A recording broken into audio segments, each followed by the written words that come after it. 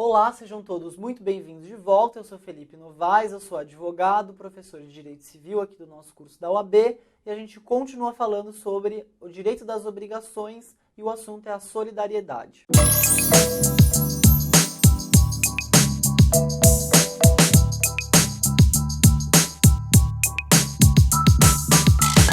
Bem, a gente fez na última aula uma aula bem introdutória em que eu tentei traçar os conceitos de obrigação, diferenciá-los do conceito de contrato em si, né, que às vezes é uma coisa que fica um pouco confusa, para a gente entender que a solidariedade ela versa sobre cumprimento de obrigação. Então, vamos tratar um pouco melhor isso. No caso da solidariedade ativa, que foi o nosso objeto do exemplo, qualquer um dos credores pode receber o todo. Se qualquer um dos credores recebeu o todo, ou se isso foi fracionado de uma forma que fosse diferente daquele fracionamento ideal, ainda assim haveria o adimplemento da obrigação por parte daquele que devia. Isso é o mais importante. Pagou, naquele exemplo, né, 120 mil reais, pagou 100 mil para um, 20 mil para outro, pagou o total do que devia, da forma como quis, porque eles eram solidários e assim foi pactuado, ou assim a lei obrigou, ou assim o Estado juiz obrigou. Bem, seja lá o qual foi que deu origem. Havendo solidariedade e pagando para uma das partes, há uma desobrigação, porque houve o cumprimento dessa obrigação por parte daquele que devia fazer esse pagamento. Isso é o caso da solidariedade ativa. No caso da solidariedade passiva, qualquer um dos devedores poderia ser demandado pelo todo. Vamos aqui de novo tentar traçar um exemplo para que isso faça bastante sentido. Então vamos lá. Vamos imaginar que aqui você tem A, B e C e aqui você tem D. A, B e C firmam um contrato de solidariedade por uma dívida que eles têm com D. Então aqui você tem devedores, certo? E aqui você tem um credor. Mas eles não são devedores quaisquer, eles são solidariamente responsáveis por aquela dívida, certo? Então há uma solidariedade passiva porque no âmbito dos devedores. Então vamos imaginar que eles devem de R$120. Muito bem. Se vocês têm, e mais dois são devedores de uma dívida de 120, vamos tentar não imaginar que a solidariedade existe ou não existe. Então, 3 pessoas devem 120. O que isso quer dizer reflexamente? Que cada uma dessas pessoas deve, idealmente, 40, certo? Muito bem. A solidariedade passiva ela é muito mais comum e muito mais importante do que a solidariedade ativa. Por quê? Porque ela tem uma função que é essencial, que é garantir o credor de uma forma muito mais robusta. Por quê? Porque o que é a solidariedade ativa? O devedor, isso na ativa como a gente tinha visto, o devedor ele pode pagar no todo ou em parte, na forma como bem entender, a cada um dos credores, certo? E na solidariedade passiva, o credor ele pode exigir o todo da dívida para cada um dos 3 devedores no nosso exemplo, por exemplo. Se D resolver cobrar de A, então vamos apagar aqui a setinha e vamos tentar entender como que as coisas podem acontecer. Então vamos imaginar, D acorda um dia de mau humor e fala, eu quero todo da minha dívida. Então, se eles devem 120, então se eles devem, por exemplo, 120, o D vai desejar, porque ele pode fazer isso, cobrar 120, ou seja, o todo da dívida de A. Olha só, pela solidariedade passiva isso é possível, porque é uma mesma obrigação ao qual todos se tornam concorrentes a ela. Todos podem ser demandados pela integralidade da dívida.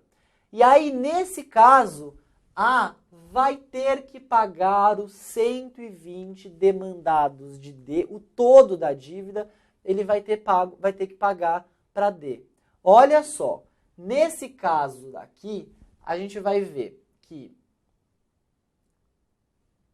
Então, veja, a gente tinha feito aquela seta, né? Vamos voltar a ela. A seta vermelha é a da obrigação, tá?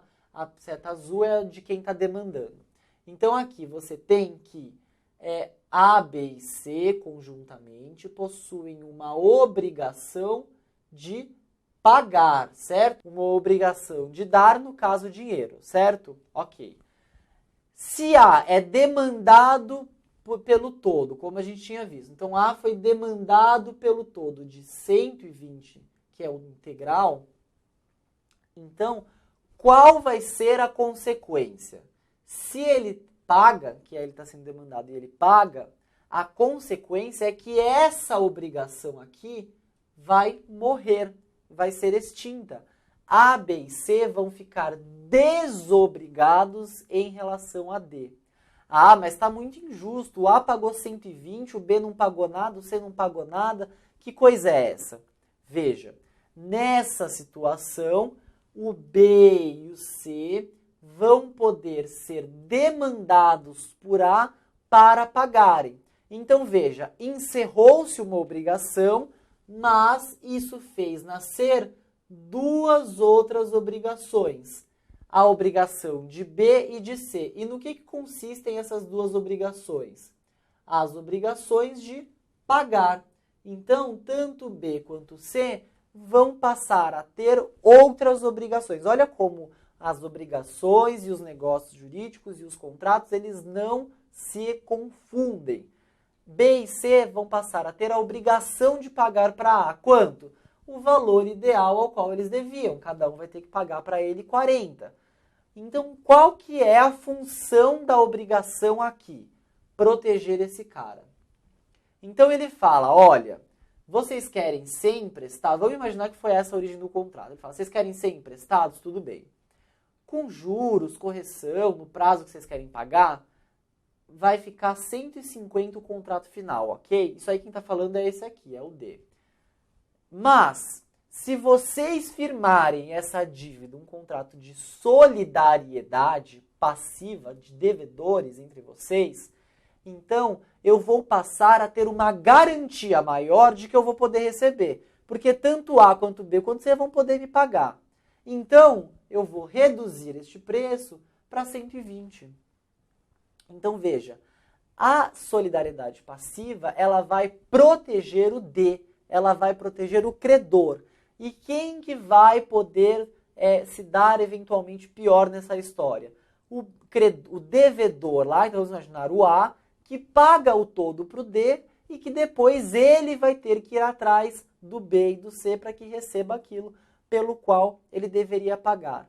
Mas veja que no final do negócio, A tem que ter pago 40, B tem que ter pago 40, C tem que ter pago 40. Como eu estou batendo na tecla, não há alteração no que tange ao direito material quando se fala na solidariedade, ok? Bem, algumas coisas que são importantes de serem destacadas. Primeiro, se o credor solidário, então a gente está falando de solidariedade ativa, se o credor solidário ele morre, os herdeiros só vão poder demandar pelo correspondente ao seu cunhão. Vamos imaginar então o seguinte exemplo. Existem dois credores, eles são solidários ativos, então cada um deles poderia receber de uma prestação que vai ter que ser prestada pelo devedor de 100. Ok, o que isso quer dizer? Fração ideal, cada um tem 50. No mundo prático, cada um pode ser demandado pelo todo, certo? Poderão receber 100. Se houver o falecimento de um deles, aí essa solidariedade, ela, em relação a essa parte que se extinguiu, ela vai desaparecer, ou seja, o herdeiro ele não vai formar uma solidariedade entre os seus herdeiros, certo? Entre os outros herdeiros. Então, se a dívida é de 100 e a parte, né, do de cujos tinha 50 e ele deixou, por exemplo, 2 herdeiros, a cada um deles vai caber 25 e ponto final. E aí essa solidariedade ela fica, nesses termos, desfeita, certo? Não pode mais receber pelo todo. Ademais, se o credor permite a dívida, certo? Se um credor ele perdoa a dívida do outro. Então ele fala, olha, eu sou credor solidário, eu posso responder pelo todo, então eu vou lá e estou perdoando a sua dívida. Você me deve 100, eu tinha uma fração ideal de 50, mas eu estou te perdoando 100. Aí o que acontece? Ele vai liberar da dívida o devedor, essa é a primeira consequência, porque houve um perdão, mas ele terá de pagar os 50 ao qual o outro credor faria jus, ok? Ademais, se houve uma implicação pessoal a um dos credores sobre o negócio jurídico dolosa, é o que vai dizer o artigo 274, os outros credores não vão ser responsabilizados por isso. Então, essa atribuição onerosa para um dos credores não será ampliada e não prejudicará os demais credores solidários, ok? Bem, da solidariedade passiva, quais são as observações que eu gostaria de dizer? Se o devedor ele vem a falecer, então na outra hipótese eram solidários na parte do credor, né? Agora na parte do devedor. Se há o falecimento do devedor e ocorre em solidariedade, os herdeiros só vão poder ser demandados pela fração ideal, então não mais pelo todo, então há uma espécie de desfazimento dessa responsabilização que a solidariedade traz, e ademais no limite das forças de sua herança, no limite das forças de seu cunhão, ok? Então vamos imaginar, naquela dívida de 100, são 2 devedores, cada um deve idealmente 50, mas pelo Instituto da Solidariedade poderiam ser demandados pelos 100, certo? Mas ocorre o falecimento, e aí nesse caso, cada um dos herdeiros, vamos imaginar que tem 2 herdeiros de um dos devedores, a fração ideal aqui é 50, então cada um dos herdeiros poderia receber 25 cada um, ser demandados por 25 cada um.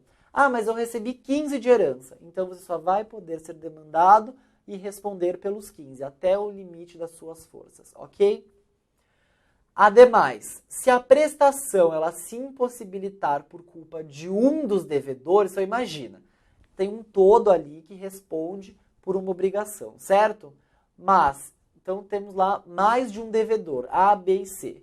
Mas essa prestação dos devedores, ela se tornou impossível por conta de culpa, então há um elemento a mais, de um dos devedores, então vamos supor, A obstou o cumprimento de todas as obrigações, tornou impossível o cumprimento de todas as obrigações. Todos devem pagar o valor da obrigação, ok? Todos devem restituir ao credor o valor da obrigação por conta da solidariedade, mas só aquele que agiu com dolo ou culpa é que vai responder por perdas e danos. Então imagine, o contrato era de 100, ok? Alguém pagou 100, nós teríamos que transferir a propriedade. Então nesse sentido, em relação a essa obrigação, nós éramos devedores, ok? Aí, por conta de um problema que eu causei com dolo ou culpa, essa prestação, essa entrega, ela se tornou impossível. Bem, o que vai ser a consequência? Primeiro, nós teremos que devolver o 100. E aí todos responderão conjuntamente por isso. A segunda consequência, houve um prejuízo inesperado e que vai gerar direito à indenização, a perdas e danos. Nessa segunda parte, a única pessoa que vai responder é aquela que agiu dolosamente ou culposamente, ok? Ótimo. E aí tem esse quadro que é importante para a gente traçar uma diferença entre responsabilidade solidária e sobre indivisibilidade da obrigação, que é o que a gente tinha já visto. Então vamos lá. Solidariedade diz respeito aos sujeitos, então ao credor é uma qualidade que se aplica a credor e devedor. Então pode ser que tenham vários credores e vários devedores por uma dívida e eles não sejam solidários, mas se forem assim determinados, se assim convencionarem pela lei ou pelo Estado juiz, então nesse caso nós estaremos dizendo que a formação se deu por conta dos credores ou dos devedores. Não é uma qualidade do objeto ao qual será afirmado o contrato, que é a característica dos indivisíveis. Olha a tabela. Segundo, quando há solidariedade entre credores, não há documento que o credor solidário que recebeu a prestação deve entregar ao devedor no pagamento da prestação.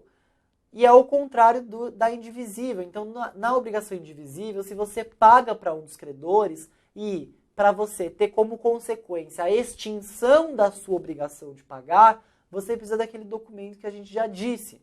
No caso da solidariedade, isso não é necessário. Terceiro, se há devedores solidários, eles continuam solidariamente responsáveis pelo pagamento das perdas e danos. No caso da indivisível, os devedores responsáveis por uma prestação indivisível são responsáveis por esse objeto, pelas perdas e danos, na medida de sua responsabilidade. Então, só para a gente traçar uma diferenciação, ok? Na próxima aula, a gente começa a falar sobre o pagamento. E antes de encerrar, mais uma vez, a gente sempre fica reiterando isso, que vocês nos auxiliem na compartilhação. E antes de encerrar, mais uma vez, a gente insiste nisso, né? Porque é importante, a gente pede a colaboração de vocês, curtindo o vídeo, nos ajudando a divulgar o material, comentando com os colegas, porque isso é muito importante pra gente, ok? Muito obrigado e até a próxima aula.